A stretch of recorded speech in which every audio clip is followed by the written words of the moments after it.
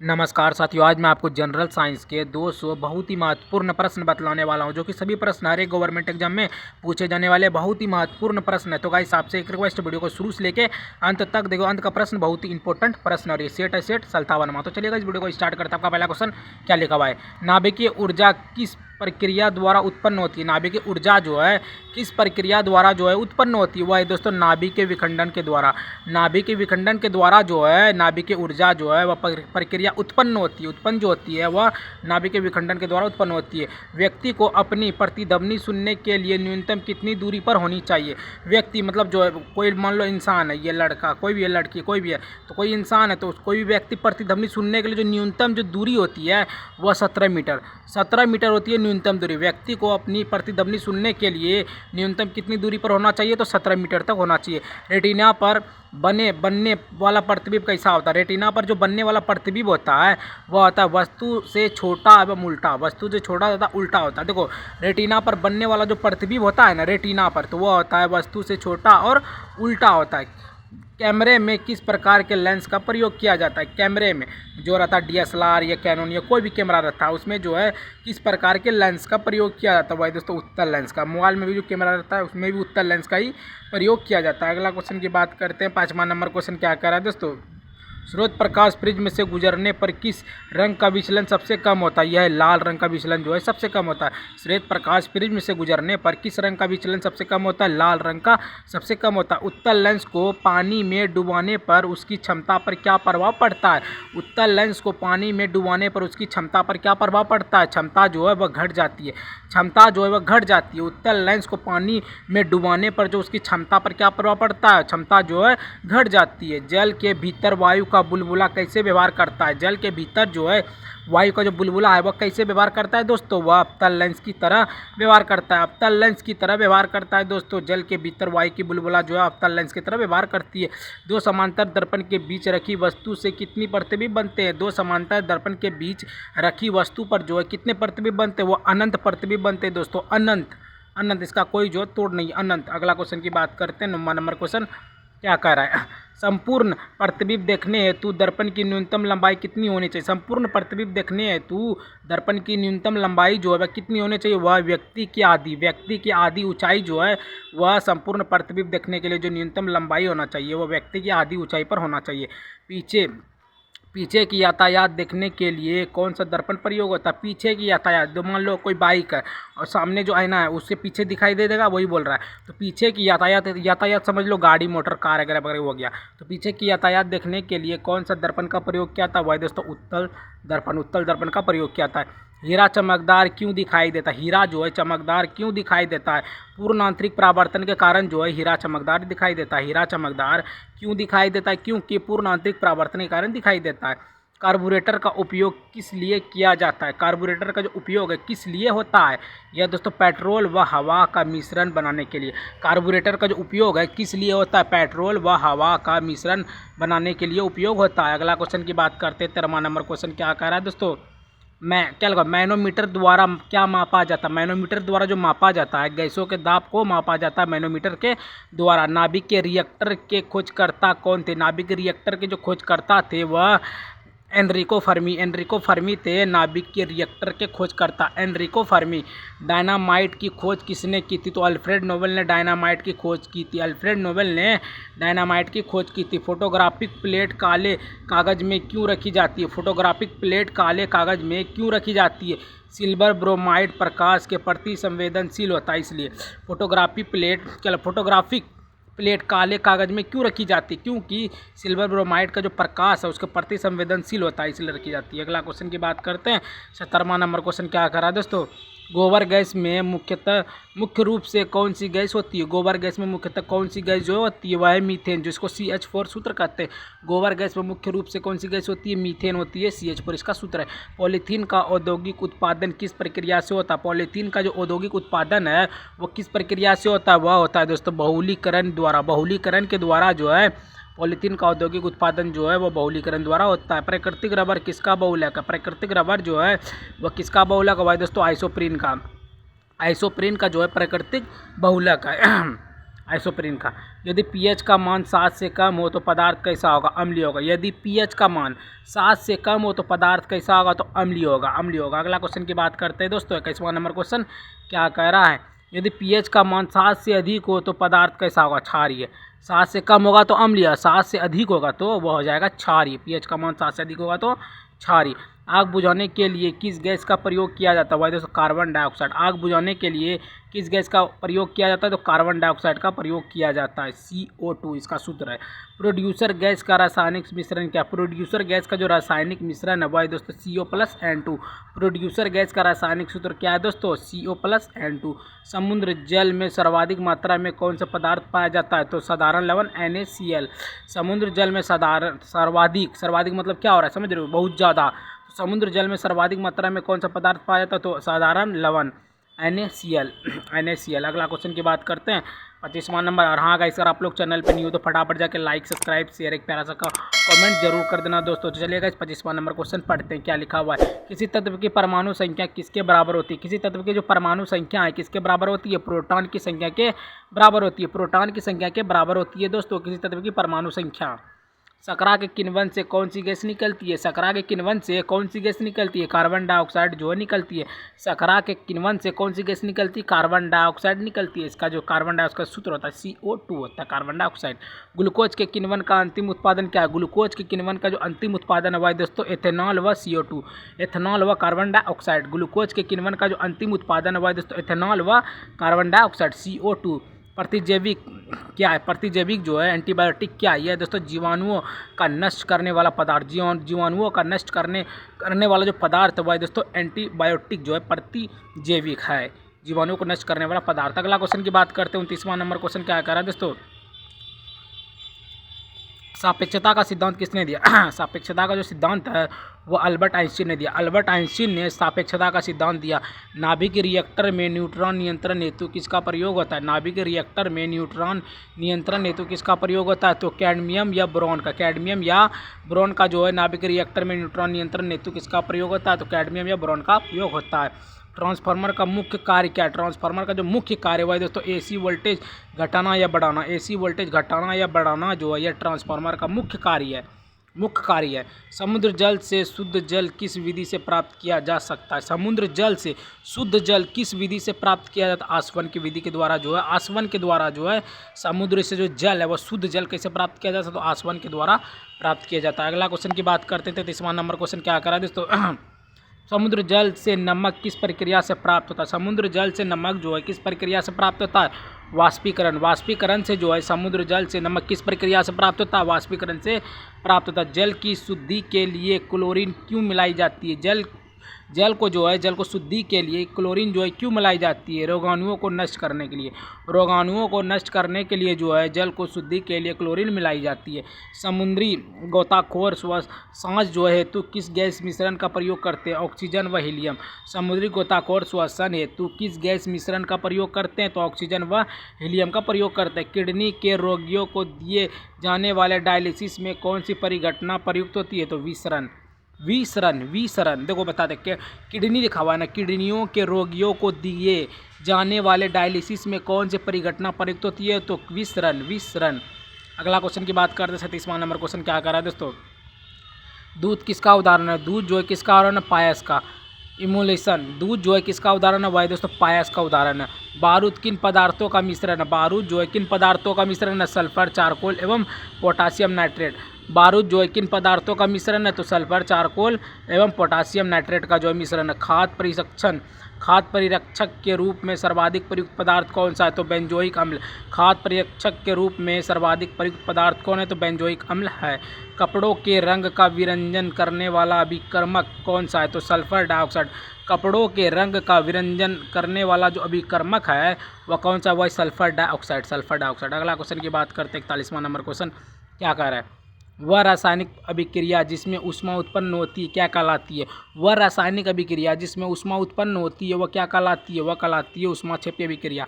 ऊष्माक्षेपी अभिक्रिया कहलाती है वह रासायनिक अभिक्रिया जिसमें ऊष्मा उत्पन्न होती है और क्या कहलाती है दोस्तों, ऊष्माक्षेपी अभिक्रिया कहलाती है। इंसुलिन हार्मोन रासायनिक रूप से क्या होता है, इंसुलिन हार्मोन जो है रासायनिक रूप से क्या होता है दोस्तों, प्रोटीन होता है। इंसुलिन हार्मोन रासायनिक रूप से प्रोटीन होता है। पहला कृत्रिम रूप से संश्लेषित कार्बनिक यौगिक कौन सा है, वह है दोस्तों यूरिया। पहला कृत्रिम रूप से संश्लेषित जो कार्बनिक यौगिक है वह है दोस्तों यूरिया। यूरिया। चीनी देवल किसे कहते हैं, चीनी जो है वो किसे कहते हैं, वह सुक्रोज को, सुक्रोज को चीनी कहते हैं। C12H22O11 इसका सूत्र होता है सुक्रोज का। अगला क्वेश्चन की बात करते हैं, 45वां नंबर क्वेश्चन क्या करा दोस्तों, हंसाने वाली गैस किसे कहते हैं, हंसाने वाली जो गैस वो नाइट्रस ऑक्साइड N2O इसका सूत्र है। हंसाने वाली गैस जो है किसे कहते हैं, नाइट्रस ऑक्साइड N2O इसका सूत्र होता है। माचिस की तिल्ली का लाल भाग मुख्यतः किसका बना होता है, यह लाल फास्फोरस का।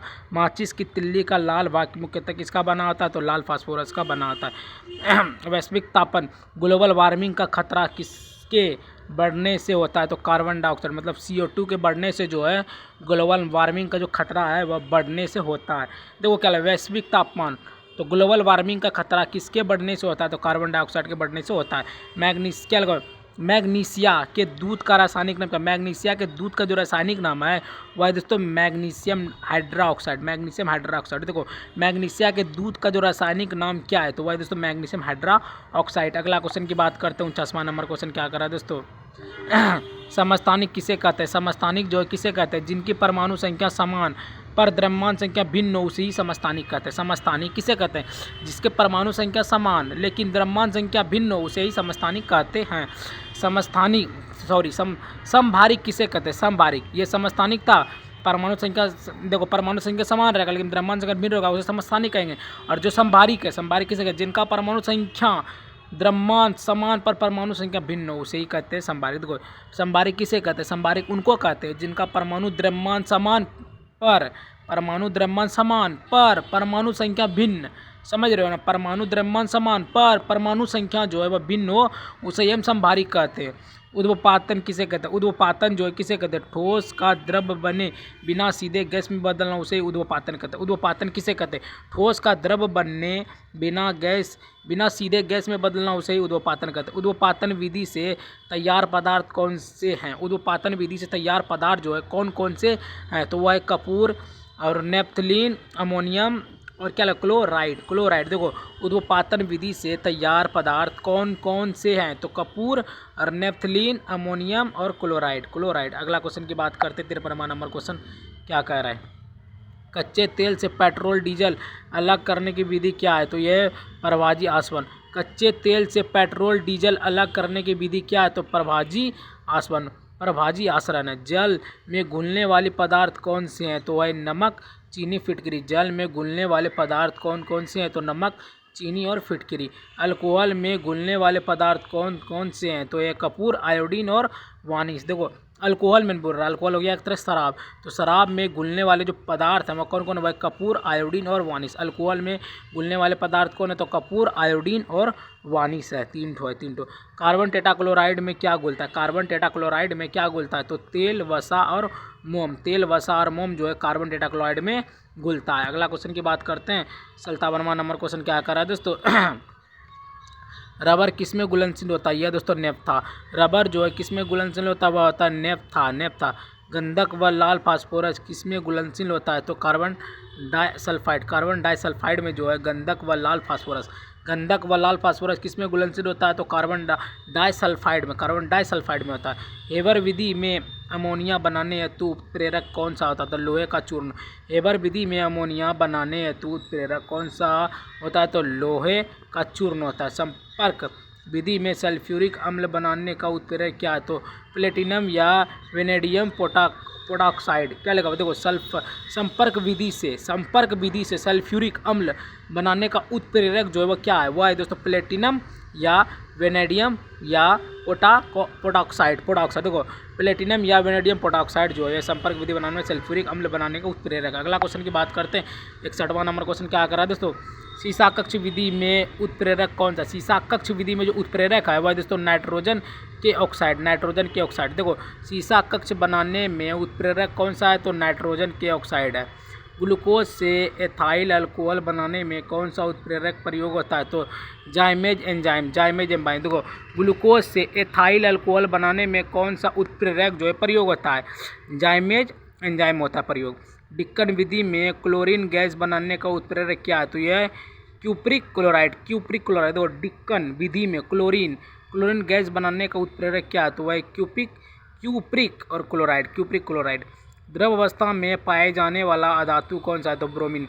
द्रव अवस्था में पाए जाने वाला जो अधातु है भाई दोस्तों ब्रोमीन। अगला क्वेश्चन की बात करते हैं। 65वां नंबर क्वेश्चन क्या करा दोस्तों? मानव लार में स्टार्च को ग्लूकोज में बदलने वाला एंजाइम कौन सा? तो प्लेटिनिन क्या लगा? पटाइलिन। देखो क्या नाम है?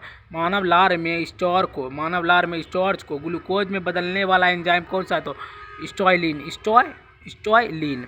द्रव अवस्था में पाया जाने वाला धातु कौन सा है? तो वह दोस्तों पारा। द्रव अवस्था में पाए जाने वाला जो धातु पूछ रहा है तो वह पारा जो है द्रव अवस्था में पाया जाता है पारा। विद्युत का सबसे अच्छा सुचालक कौन है? चांदी। विद्युत का सबसे अच्छा सुचालक जो है भाई चांदी। कांसा किन धातुओं से बनता है? तो तांबा और टीन। कांसा जो है किस धातुओं से बनता है? तांबा और टीन से बनता है। अगला क्वेश्चन की बात करते हैं। 69वां नंबर क्वेश्चन क्या करा दोस्तों? जर्मन सिल्वर किन धातुओं से बनता है? तो तांबा, जस्ता, निकेल। जर्मन सिल्वर जो है किन धातुओं से बनता है? तांबा, जस्ता और निकेल से बनता है। ऑक्सीजन की खोज किसने की थी? तो प्रिस्टिले और सीले। ऑक्सीजन की खोज किसने की थी? प्रिस्टिले और सीले ने की थी।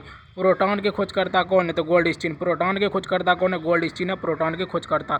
पेड़ पौधे नाइट्रोजन को किस रूप में ग्रहण करते? तो नाइट्रेट के रूप में।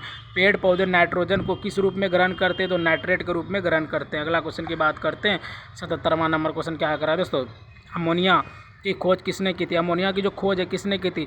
1771 में प्रिस्टिले ने की थी। अमोनिया की खोज किसने की थी? 1771 में प्रिस्टिले ने की थी। हाइड्रोजन गैस की खोज किसने की थी? तो 1776 ईस्वी में हेनरी कैवेंडिश ने की थी।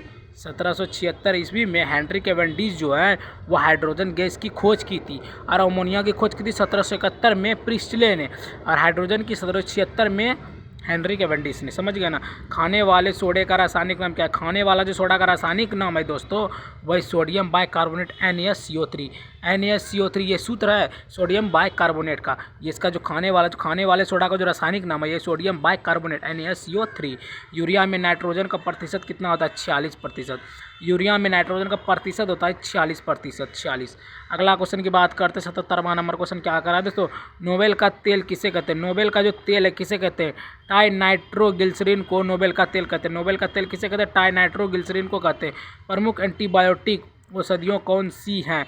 तो क्या लगा? पेनिसिलिन, टेटासाइक्लिन और जेंटामाइसिन।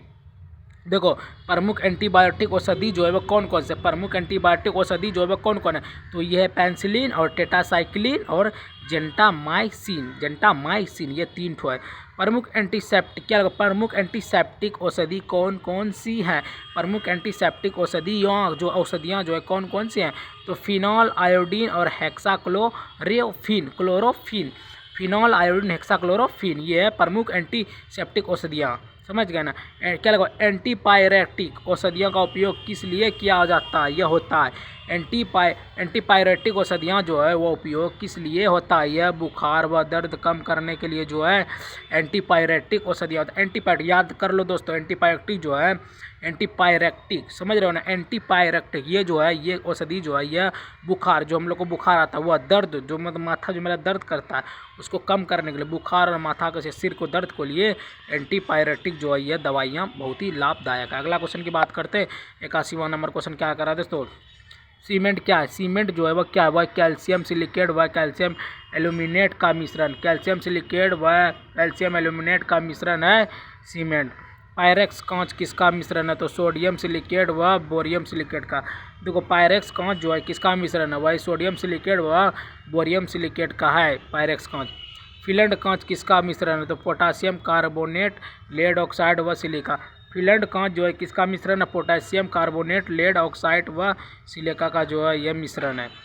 धूप चश्मे के लिए लेंस बनाने में कौन सा कांच प्रयोग होता है? तो सीरियम ऑक्साइड व सिलिका का मिश्रण। धूप चश्मे के लेंस बनाने में कौन सा कांच प्रयोग होता है? तो सीरियम ऑक्साइड व सिलिका का मिश्रण जो है यह कांच उपयोग होता है धूप के चश्मे के लिए। अगला क्वेश्चन की बात करते हैं। 85वां नंबर क्वेश्चन क्या करा दोस्तों? वांछनीय परिवर्तन किसे कहते हैं? वांछनीय परिवर्तन जो है वह किसे कहते हैं? मानव जीवन के लिए हितकर परिवर्तन, मानव जीवन के लिए हितकर परिवर्तन को ही वांछनीय परिवर्तन कहते हैं। अवांछनीय परिवर्तन किसे कहते हैं? अवांछनीय अवांछनीय जो परिवर्तन वो किसे कहते हैं? वो मानव जीवन के लिए अहितकर परिवर्तन को ही अवांछनीय परिवर्तन। देखो देखो इसका ट्रिक है, देखो यहाँ हो गया ओ, यहाँ हो गया ओ, ये दोनों हो गया ना, फिर यहाँ देखो यहाँ हो गया वो, यहाँ हो गया हितकर, यहाँ हितकर, यहाँ अहितकर। वो इसमें वो क्या आ गया? आ नहीं आया है, ये इसमें अवांछनीय आ गया, तो अवांछनीय आ गया तो इसमें भी वो आएगा, यही समझ लो। और वांछनीय आएगा तो इसमें हितकर आएगा, कुछ नहीं आएगा। तो भौतिक परिवर्तन क्या है? तो जिसमें नशा पदार्थ नहीं बनता है। भौतिक परिवर्तन क्या है? जिसमें नशा पदार्थ नहीं बनता उसे भौतिक परिवर्तन कहते हैं। रासायनिक परिवर्तन किसे कहते हैं? रासायनिक परिवर्तन वह है जिसमें नशा पदार्थ बनता है, रासायनिक में बनता है और भौतिक में नहीं बनता है, समझ रहे हो ना। अगला क्वेश्चन 89वां नंबर क्वेश्चन क्या करा दोस्तों? हाइड्रोजन के समस्थानिक कितने हैं? हाइड्रोजन के जो समस्थानिक है वह दोस्तों 3 है। कौन कौन है? प्रोटियम, ड्यूटेरियम और ट्रिटियम। देखो हाइड्रोजन के समस्थानिक कितने हैं? तो 3 है, प्रोटियम, ड्यूटेरियम और ट्रिटियम। काला शीशा किसे कहते हैं? ग्रेफाइट को। काला शीशा किसे कहते हैं? ग्रेफाइट को कहते हैं। हीरा किस क्रिस्टलीय संरचना का होता है? हीरा जो है किस क्रिस्टलीय संरचना का होता है? क्या लगा? समचतुर्फलकीय, समचतुर्फलकीय का होता है। हीरा जो है क्रिस्टलीय संरचना होता है, समचतुर्फलकीय होता है। उत्प्रेरक का मुख्य कार्य क्या है? अभिक्रिया की गति बढ़ाना। उत्प्रेरक का जो मुख्य कार्य है वह दोस्तों अभिक्रिया की गति को बढ़ाना उत्प्रेरक का मुख्य कार्य है। अगला क्वेश्चन 93वां नंबर क्वेश्चन क्या कर रहा है दोस्तों? पेड़ों के नीचे रात में क्यों नहीं सोना चाहिए? पेड़ों के नीचे जो गाछ वृक्ष है उसके नीचे रात में क्यों नहीं सोना चाहिए? क्योंकि वे जो है CO2 गैस छोड़ते हैं। CO2 मतलब समझ रहे हो ना, कार्बन डाइऑक्साइड गैस छोड़ते हैं, इसलिए जो है रात में वहाँ नहीं सो सकते, वो बोल रहा है। इसी तरह से देखो पेड़ों के नीचे जो रात में क्यों नहीं सोना चाहिए? तो CO2 गैस छोड़ते हैं, इसलिए नहीं सोना चाहिए। फोटोग्राफी में प्रयुक्त हाइपो का रासायनिक नाम क्या है? तो सोडियम थायोसल्फेट। फोटोग्राफी में प्रयुक्त हाइपो का जो रासायनिक नाम है वह दोस्तों सोडियम थायोसल्फेट है। तेल एवं प्राकृतिक गैस आयोग की स्थापना कब हुई? तो 1956 में। तेल एवं प्राकृतिक गैस आयोग की स्थापना कब हुई? तो 1956 में हुई। बेकेलाइट क्या है? बेकेलाइट जो है फिनॉल व फॉर्मल्डिहाइड का बहुलक है।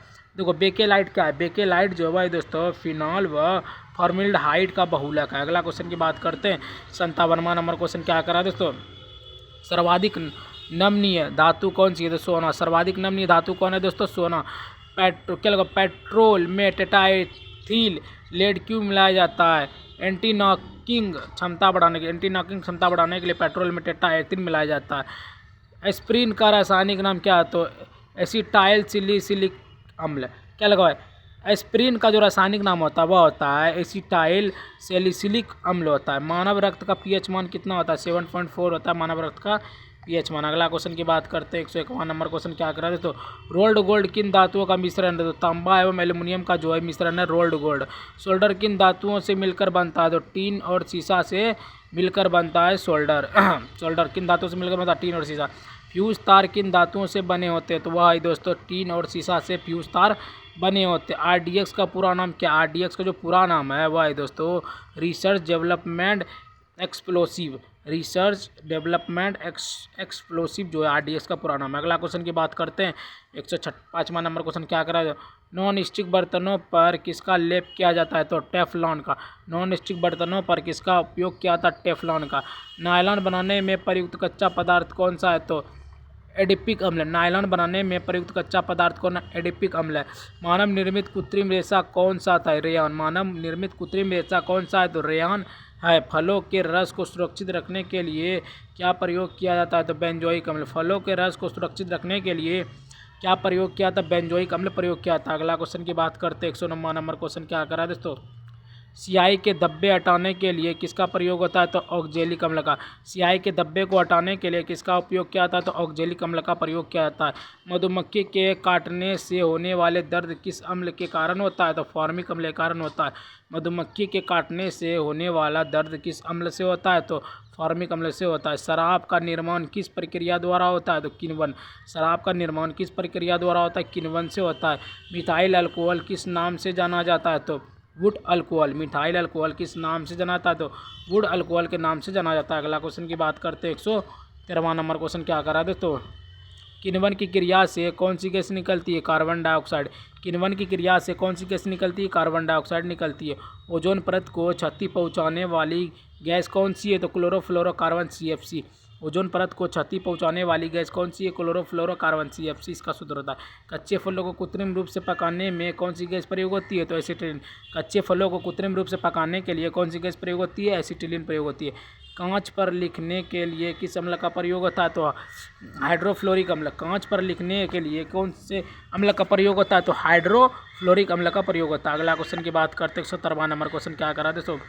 मानव आमाशय में कौन सा अम्ल पाया जाता है? तो हाइड्रोक्लोरिक अम्ल। मानव आमाशय में कौन सा अम्ल पाया जाता है? हाइड्रोक्लोरिक अम्ल पाया जाता है। ओलियम क्या है? ओलियम सघन सल्फ्यूरिक अम्ल। ओलियम क्या है? तो सघन सल्फ्यूरिक अम्ल है। दम्मा रोगी को वायु के स्थान पर क्यों दिया जाता है? दम्मा रोगी को वायु के स्थान पर क्यों दिया जाता है? क्योंकि हीलियम ऑक्सीजन मिश्रण है। हीलियम ऑक्सीजन मिश्रण की वजह से जो है स्थान पर दिया जाता है, वायु के स्थान पर। ऑक्सीजन सिलेंडर में किस गैस का मिश्रण होता है? तो ऑक्सीजन व हीलियम का दोस्तों। ऑक्सीजन सिलेंडर में किस गैस का मिश्रण होता है? तो ऑक्सीजन व हीलियम का मिश्रण होता है। अगला क्वेश्चन की बात करते हैं 121वां नंबर क्वेश्चन क्या करा है दोस्तों?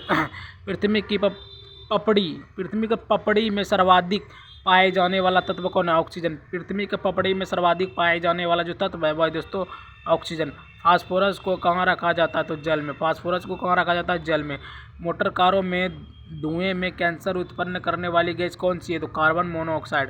देखो मोटर मतलब समझ रहे हो, गाड़ी मोटर जो चलता है उससे मोटर कारों में धुएं के कैंसर उत्पन्न करने वाली जो गैस होती है वह कार्बन मोनोऑक्साइड होती है। भारी मशीनों में स्नेहक के रूप में किसका प्रयोग होता है? तो ग्रेफाइट का। भारी मशीनों में स्नेहक के रूप में किसका प्रयोग होता है? ग्रेफाइट का प्रयोग होता है। अगला क्वेश्चन की बात करते हैं 125वां नंबर क्वेश्चन क्या करा है दोस्तों? शुद्धतम जल कौन सा है? तो वर्षा का जल। शुद्धतम जल जो होता है वह वर्षा का जल होता है। समुद्री जल से शुद्ध जल किस विधि से प्राप्त किया जाता है? आसवन विधि। समुद्री जल से शुद्ध जल किस विधि से प्राप्त किया जाता है? आसवन विधि से प्राप्त किया जाता है। सबसे भारी धातु कौन सी है? तो ऑस्मियम जो है वह सबसे भारी धातु है। आतिशबाजी में नीला रंग किस तत्व के कारण होता है दोस्तों? तांबा। आतिशबाजी में नीला रंग जो है किस तत्व के कारण होता है? तांबा के कारण होता है दोस्तों। अगला क्वेश्चन की बात करते हैं 129वां नंबर क्वेश्चन क्या कह रहा है?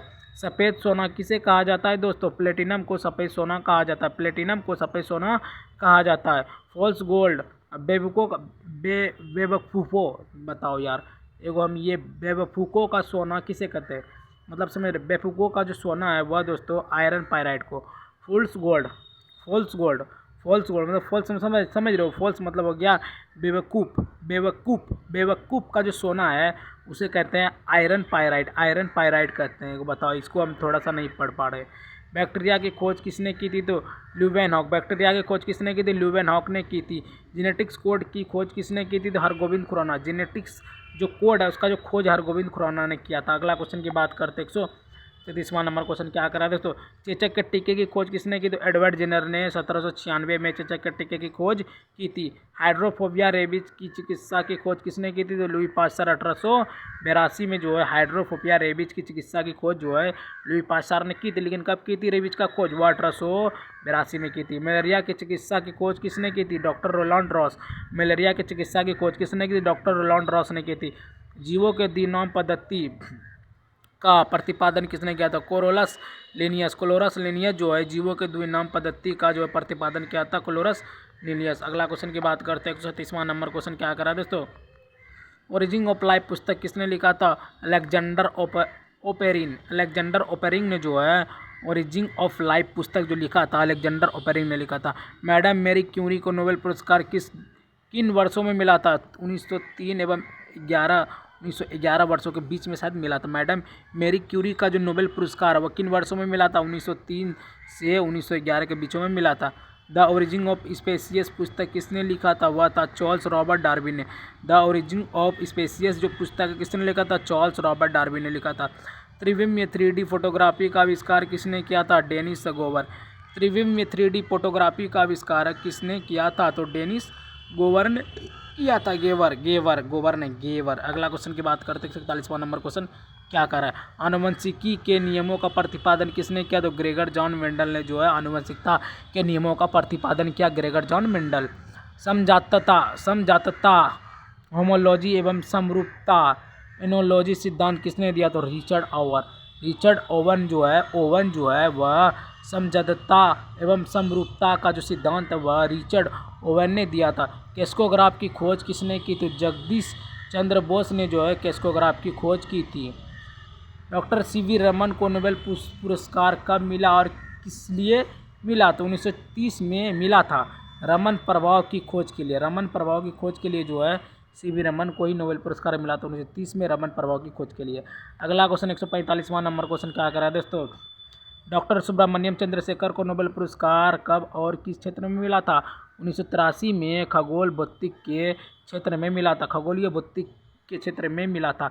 डॉक्टर सुब्रमण्यम चंद्रशेखर को नोबेल पुरस्कार किस क्षेत्र में मिला था और कब मिला था? 1983 में खगोल भौतिकी के रूप में मिला था 1983 में। एगोस्ट्रोलॉजी में किसका अध्ययन किया जाता है? तो घासों का। एगोस्ट्रोलॉजी में किसका अध्ययन किया जाता है? घासों का अध्ययन किया जाता है। सिरेमिक्स में किसका अध्ययन किया जाता है? तो मिट्टी बटे मृतिका के बर्तनों का। सिरेमिक्स में किसका अध्ययन किया जाता है? मिट्टी बटे मृतिका के बर्तनों का जो है सिरेमिक्स में अध्ययन किया जाता है। डेंडोलॉजी में किसका अध्ययन किया जाता है? वृक्ष एवं झाड़ियों का अध्ययन को ही डेंडोलॉजी अध्ययन कहते हैं।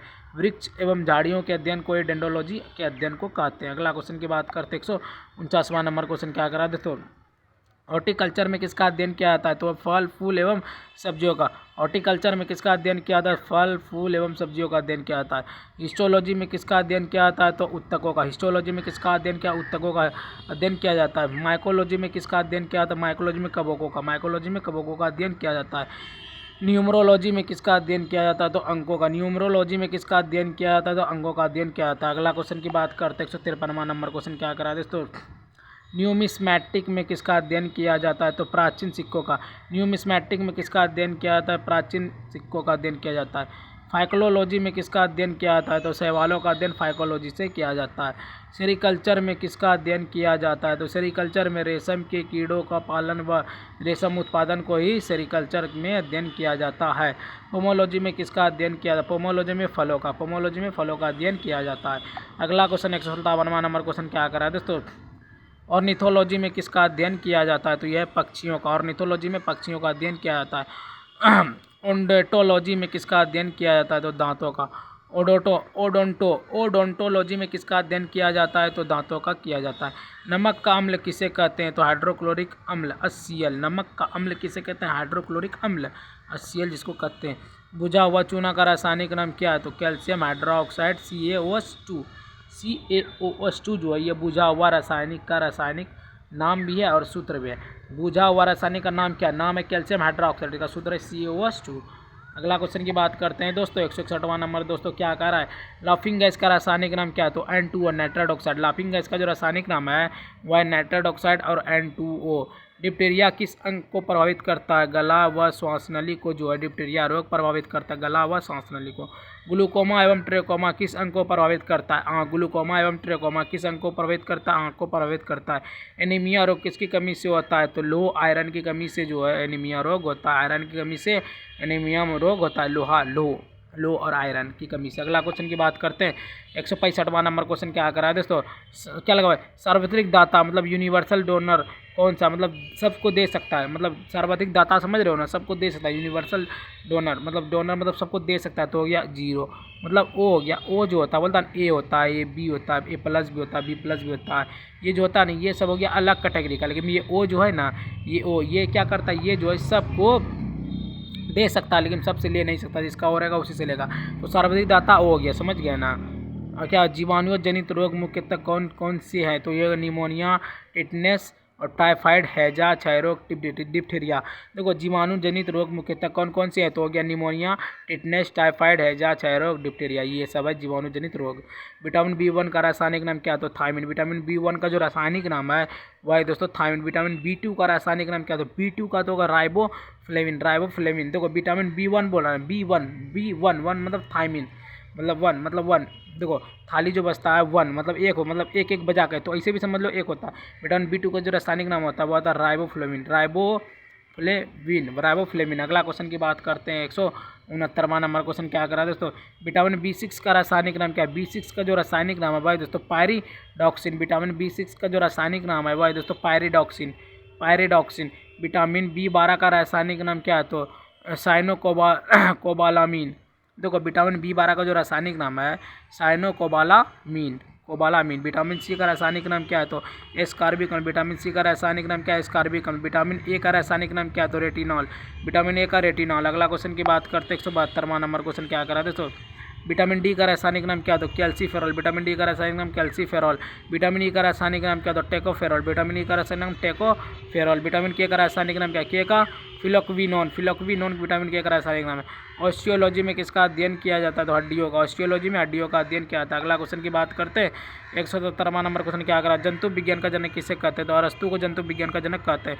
चिकित्सा शास्त्र का जनक किसे कहते हैं? तो हिप्पोक्रेटस को चिकित्सा शास्त्र का जनक कहते हैं। गर्भ निरोधक गोलियों का निर्माण किसने किया? तो पिंकस ने गर्भ निरोधक गोलियों का निर्माण किया। मानव शरीर की सबसे बड़ी हड्डी कौन सी है? तो फीमर जांघ की हड्डी जो है सबसे बड़ी है। छोटो सबसे कान की हड्डी स्टेपस। अगला क्वेश्चन 181वां नंबर क्वेश्चन क्या करा दोस्तों? मानव शरीर की सबसे छोटी हड्डी स्टेपस जो है कान की हड्डी होती है। सामान्य सिस्टोलिक रक्तचाप कितना होता है? 120 mmHg होता है। सामान्य सिस्टोलिक सामान्य सिस्टोलिक जो रक्तचाप होता है वह 120 mmHg होता है, मतलब मिलीमीटर Hg पारा हो गया, Hg का पारा होता है। जीरोप्थेलीमिया किस विटामिन की कमी से होता है? विटामिन ए की कमी से जीरोप्थेलिया रोग जो है वह होता है, कमी से होता है। ऑस्टियोमेलेसिया किस विटामिन की कमी से होता है? विटामिन डी की कमी से ऑस्टियोमेलेसिया होता है। अगला क्वेश्चन 185वां नंबर क्वेश्चन क्या करा है दोस्तों? पेंडोलॉजी में किसका अध्ययन किया जाता है? तो पेंडोलॉजी में मिट्टी का अध्ययन किया था। पेंडोलॉजी में मिट्टी का। कोशिका सिद्धांत किसने दिया? तो स्लाइडेन एवं स्वांस ने कोशिका सिद्धांत दिया। कोशिका का शक्ति केंद्र किसे कहते हैं? तो माइटोकॉन्ड्रिया को कोशिका का शक्ति केंद्र कहते हैं। टमाटर में कौन सा वर्णक प्लास्टिड पाया जाता है? तो लाइकोपीन टमाटर में पाया जाता है। अगला क्वेश्चन की बात करते हैं 189वां नंबर क्वेश्चन क्या करा दोस्तों? गाजर में कौन सा वर्णक पाया जाता है? तो कैरोटीन गाजर में पाया जाता है, कैरोटीन। चुकंदर में कौन सा वर्णक पाया जाता है? चुकंदर में विटामिन पाया जाता है चुकंदर में। आत्महत्या की थैली किसे कहते हैं? तो लाइसोसोम का आत्महत्या की थैली लाइसोसोम को कहते हैं। लाइसोसोम की खोज किसने की थी? CD ड्यूब ने 1955 में। लाइसोसोम की खोज किसने की थी? CD ड्यूब ने 1955 में की थी। अगला क्वेश्चन की बात करते हैं 193वां नंबर क्वेश्चन क्या करा दोस्तों? DNA का मुख्य कार्य क्या है? तो आनुवंशिकता सूचनाओं का वहन और प्रोटीन संश्लेषण का नियंत्रण। DNA का जो मुख्य कार्य क्या है? तो आनुवंशिक सूचनाओं का वहन व प्रोटीन संश्लेषण का नियंत्रण, यही वह DNA का मुख्य कार्य है। चीड़ के पेड़ से कौन सा तेल निकाला जाता है? तो तारपीन का तेल जो है चीड़ के पेड़ से तेल जो निकाला तारपीन का तेल निकाला जाता है। देवदार की लकड़ी से कौन सा तेल प्राप्त होता है? तो सैंडलवुड चंदन तेल प्राप्त होता है। देवदार की लकड़ी से कौन सा तेल प्राप्त होता है? तो सैंडलवुड चंदन तेल प्राप्त होता है। HIV का पूरा नाम क्या है? HIV का जो पूरा नाम है मानव प्रतिरक्षी न्यूनता विषाणु। मानव प्रतिरक्षी न्यूनता विषाणु है HIV का पूरा नाम। अगला क्वेश्चन की बात करते हैं 97वां नंबर क्वेश्चन क्या करा है दोस्तों? विषाणु की खोज किसने की? विषाणु की जो खोज है वह इवानोव्स्की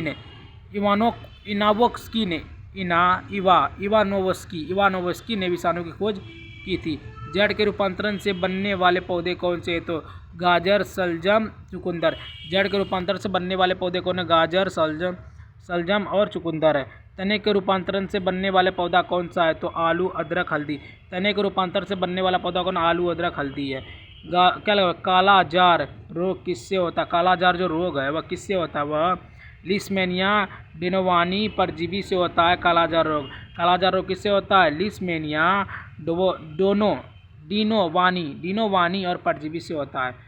तो गाइस आज मैंने आपको टोटल 200 बहुत ही महत्वपूर्ण साइंस के प्रश्न बतला दिए, जो कि सभी प्रश्न गवर्नमेंट एग्जाम में पूछे जाने वाले बहुत ही महत्वपूर्ण प्रश्न है। तो गाइस अगर गाइस आप लोगों को थोड़ा सा भी वीडियो ये जीके का साइंस का अच्छा लगा होगा तो मुझे गाइस लाइक, सब्सक्राइब, शेयर, एक प्यारा सा कमेंट जरूर कर देना दोस्तों। तो ठीक है गाइस, मिलते हैं किसी और नए वीडियो के साथ, तब तक के लिए बाय बाय। जय हिंद, जय भारत।